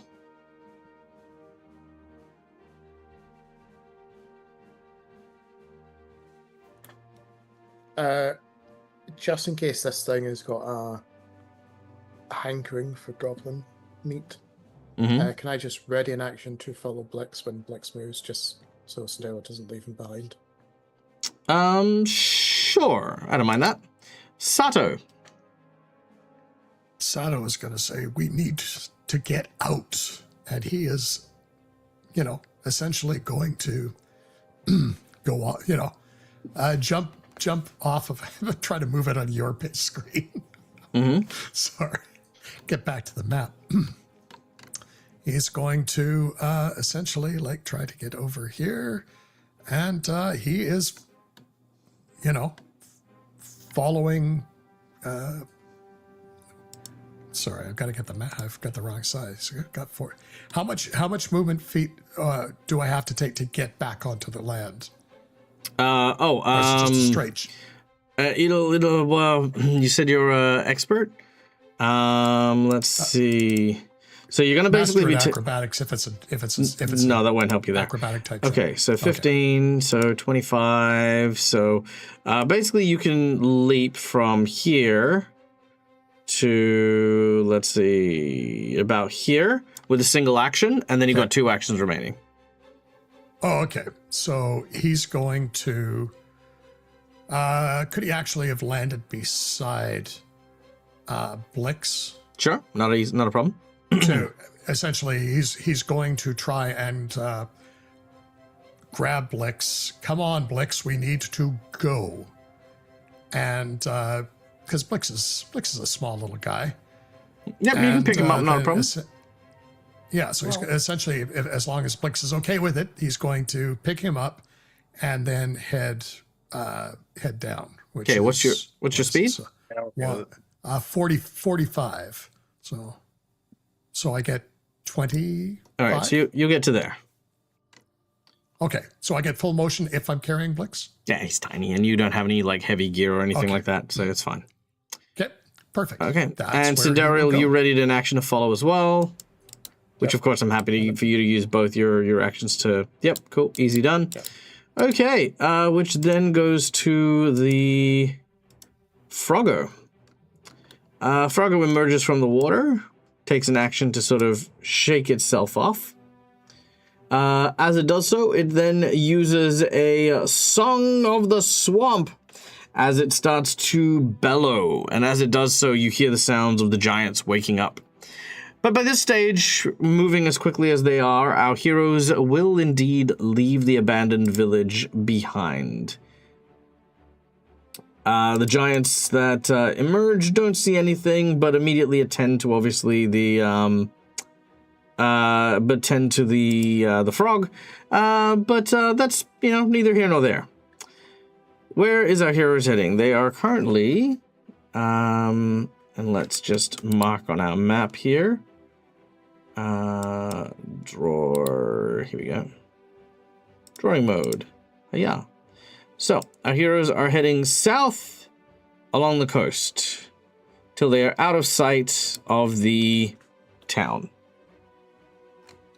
Which is, let's see, 50, about 100 foot away. So you're still not that far away. You can hear the sounds of shouting coming from nearby. An upset frog. And the upset frog. All right. Good. Where to next? Do you know any other structures where we might be hunting this person down? I mean, we saw a few by boat.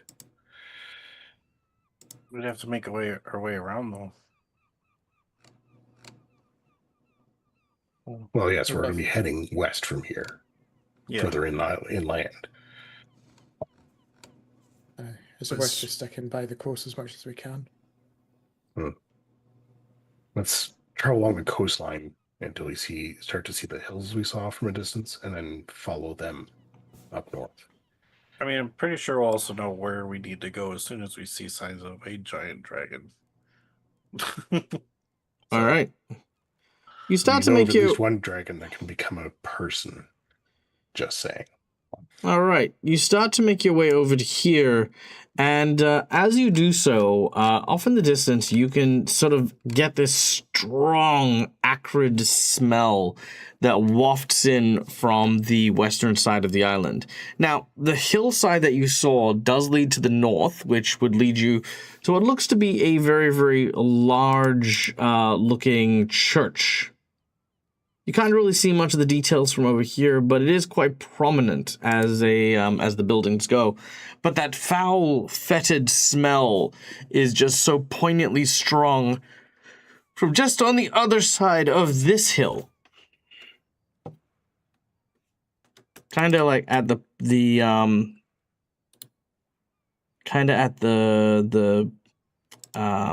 like sort of hook here. Would the smell remind me of anything that I might have smelt from alchemy? Like, can I identify what might be causing the smell if it's chemical based? It's acid for sure. Acidic. So we can't see very. So are we moving along the map? You've Yes, we gotten can. you've gotten. The I'm sorry. visibility. Yep. Now you've gotten to here presently. Okay. We're traveling by map, so we're the black line. Yep. You're the black line. Yeah. Yeah. Okay. Perfect. Well, And you said there's a church. Yep. To the to north. the north. And I'll go. That. Oh wait, smell hold on. we're smelling? 2 seconds. Neil, isn't your character delicious? No, No? Nah, I thought I'm your just character. weakness to poison. Oh. I thought your character was delicious and had difficulty when you got eaten. Wrong campaign. Oh, who's delicious? That That's was wrong, Rongle. Oh, Rongel's delicious. Because he's got the green. Yep, I remember. Yep. Cool, carry on. I feel like it's just be a trait of all Neil's characters now. Just any character Yeah, trait they of just Neil have- is just Don't delicious. make, they're always delicious. Yep, that's it. Perfect. That rancid smell that we're smelling is most commonly created by acid. Well, black dragons normally generate acid. It would be a terrible ally for us to leave behind us if we moved up to the north. Enemy, you mean? Well, allied to our enemy. That would be an enemy. Yes. That's Not necessarily. It's that's my Sandwich. primary target, anyways. But you have a choice. Do you go up the hill towards the church, or do you go for where the smell is?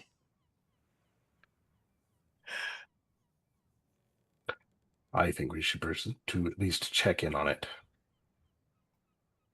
If it's not there, then we head north. If it is there, we discuss alternate plans.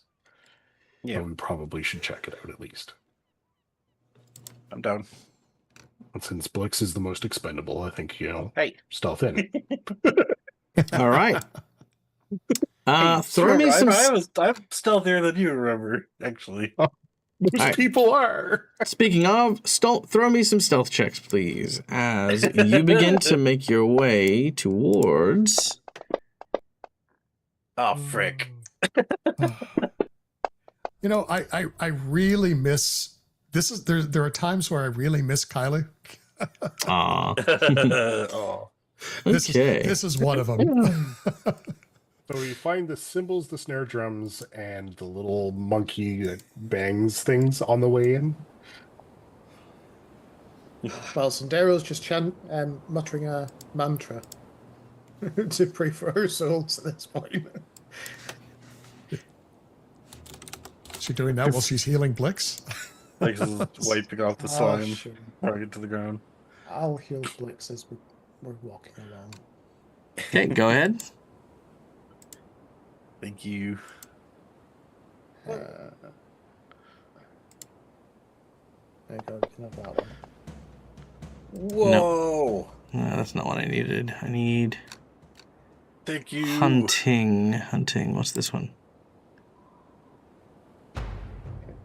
Not quite your full health, but close. No. That was a Come on. big deal. Yeah. Thank you. What's this one? Tents? Nope. Nope.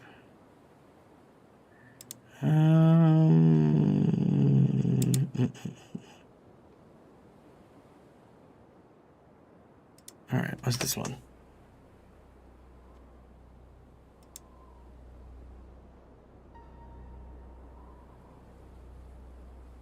No, that's not quite right. Sorry. Just getting the right vibe. Alright, perfect. That'll do. Alright. No, what? That started off so well.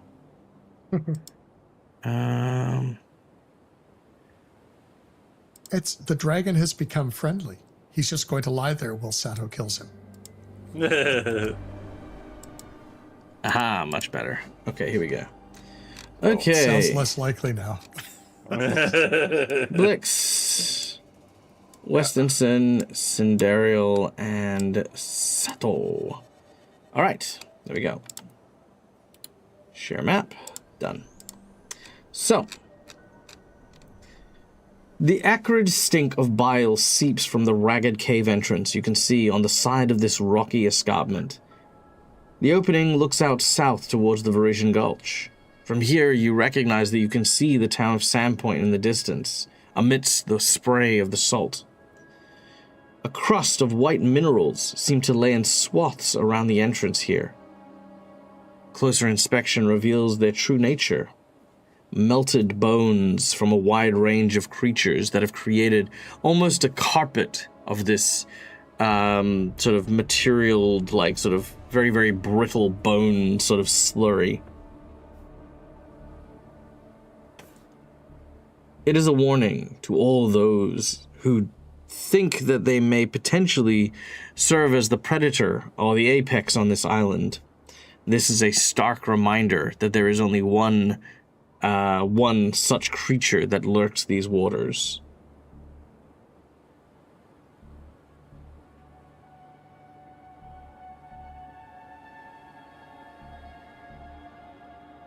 All right. Well, we're gonna see what's around. We might as well go see if we can at least hear, or see if there's something inside of this cave. Mm-hmm. So Blix is gonna kind of at least get up to there, and then he's going to just kind of, because he doesn't know. He's like, oh, he's just gonna listen to see if he can hear anything in the cave right now.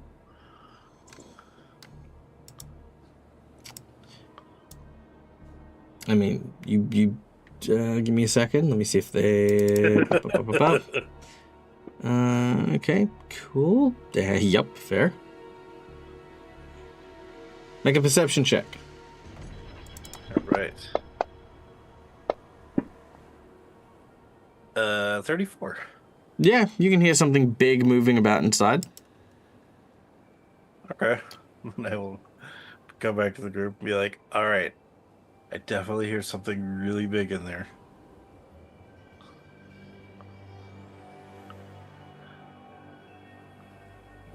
Right? So it's probably home.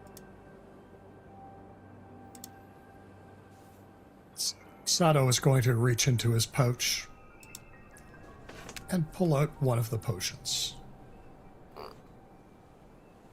And it's when he uncorks it, it's a moderate potion of acid resistance. Go. Funk. So resistance 10 for, what is it, an hour. You know what? That's actually a great idea. Follow suit. I will, also do that Yep. as I drink one of them. Sandero's not going to break from the grip with that one. Yeah. All right. Cool. I have added acid resist 10 to each of your characters. Let me just see if I've made that right. It's a semicolon not- instead of a colon. Okay, yeah, that's what I wanted to check because I always get those mixed up. Okay, cool. You all drink your juice.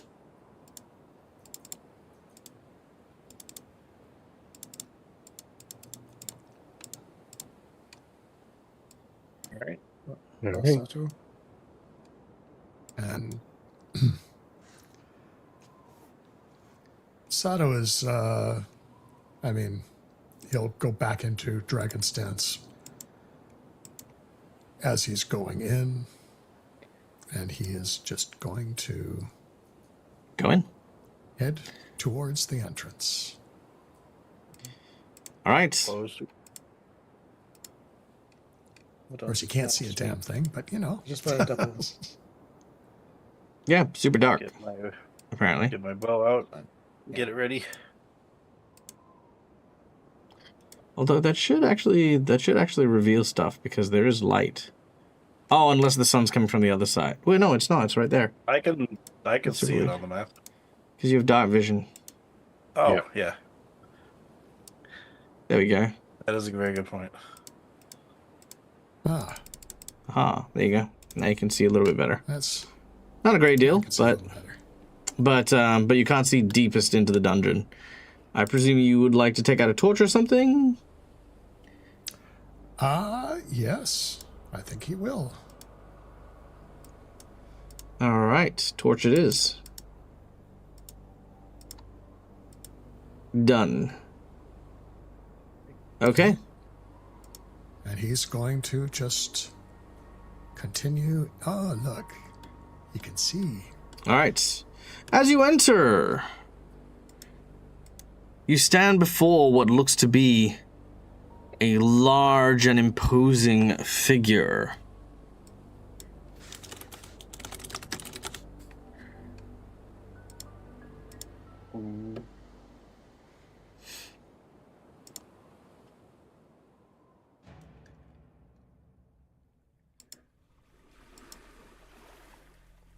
As you walk through what feels like this, like sort of slush of acrid mud, a familiar voice reaches out to you.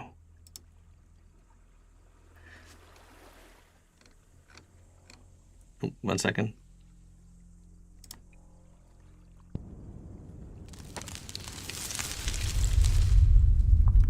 Are you lost?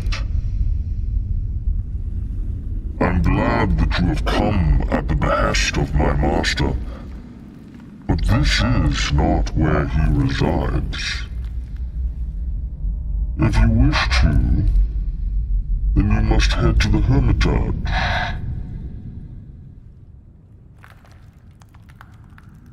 North of the old church.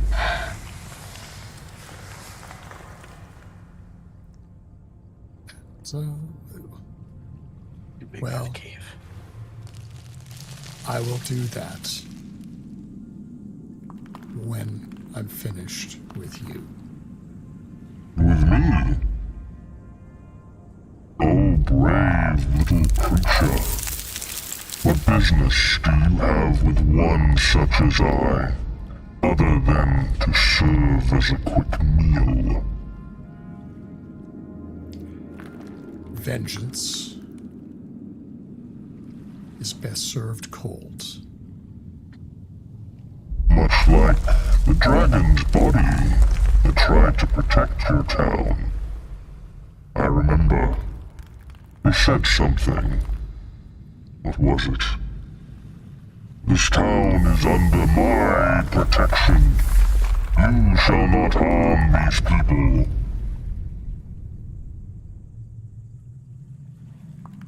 Are you going to say something equally foolish and heroic? No, I'm simply going to kill you.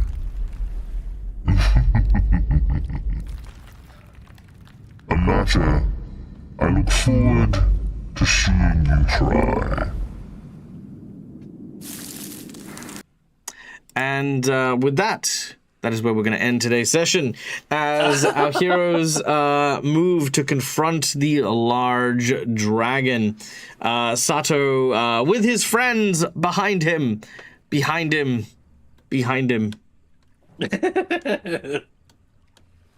to run away. Right, sailors of the cave. Let's go to the monastery. See you later.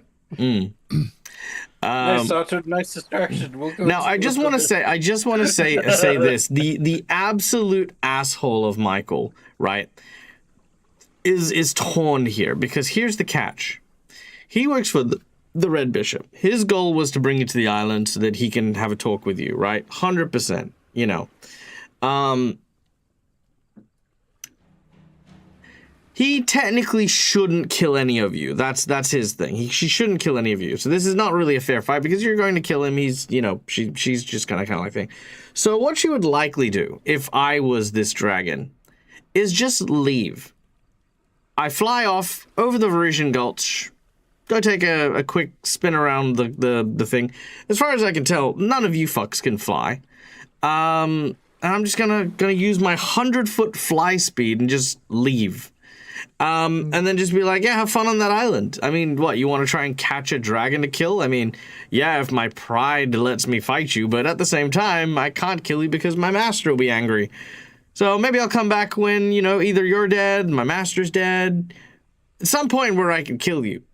But I've built up so much drama story-wise for this conflict that I've written myself into a corner where I can't do anything but fight you to the death with this character. So I will tell you guys all of this. You may fight this dragon to the death. 100%.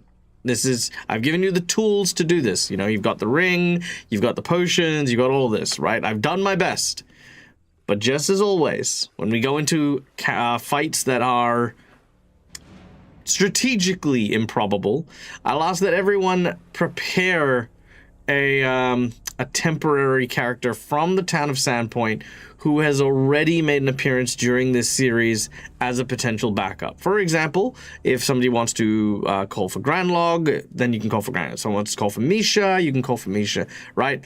This will be just a temporary replacement to just kind of get us over that finish line, if that makes sense. If we all TPK, however, if this is the end, then this is the end. But I want to give us all like just some time to have that dialogue so that we can prepare character sheets for people who we need character sheets. This will include people like the monk and the barbarian from earlier, any of the townsfolk, so Father Xantus as well. I'll throw that into the mix. Whomever anyone would like to play from the town. Just yeah, we'll have a chat about it and stuff. But yeah, freaking awesome, guys. Like, yeah, we got to the town. You guys had that quick little fight with the frog thing. You didn't wake up any of the giants, which is really good. And now you're squaring off with your mortal nemesis. So yeah, fair play. So we'll be back next week, I guess, to find out our gripping conclusion to this battle. But guys, my name's Michael, the Deadest Gamer. This is my place, this is my face. You can find it here a number of times during the week, doing all cool games and stuff. But in the meantime, until we meet again, which will probably be Wednesday for, Sunday. Fuck, I forgot what day it was. Sunday for Tyrant's Grasp and Gatewalkers. Yeah, stay safe, stay wonderful, be kind to each other because why the fuck not? It's free. And until we meet again, game hard. Or die trying. Good night, folks. Bye! Bye, all.